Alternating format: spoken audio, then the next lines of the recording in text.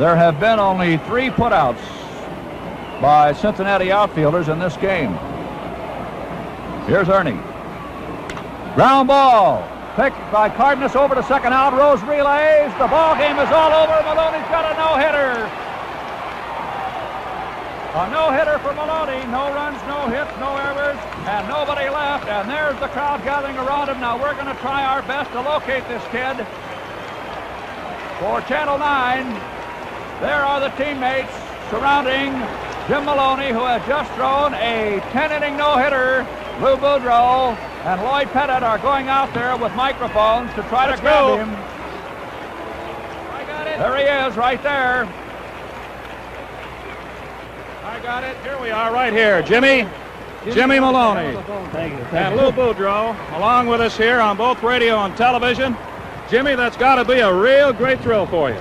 Well, I lost one early in the year, 1-0 against the Mets, and I thought maybe I might be in the same predicament today if all Williams had to do was Banks hit one out, and there I am 1-0 again getting beat. But I'm glad it turned out the way it did. It's got to be. I wasn't real sharp today. I had a lot of made some good pitches when I had to, but when I had to come in there, they popped it up or something, and I had a lot of walks, but I wasn't real sharp as I was against the Mets. But I think this is the biggest game of my career right here. Well, as far as I was concerned, Jim, you were very sharp, because in sitting behind the screen for the last inning, your ball was moving, and you kept it in great spots. Even when you were 3-1, you kept the ball around knee high. Well, I didn't want to. I knew when I lose a little edge on my fastball, it tends to move more. I don't know what this is.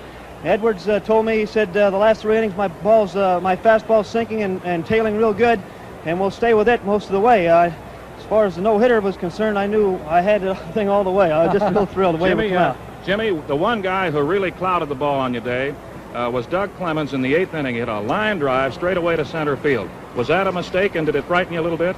I was trying to keep the ball away from Doug all day, and I did come in a couple of times.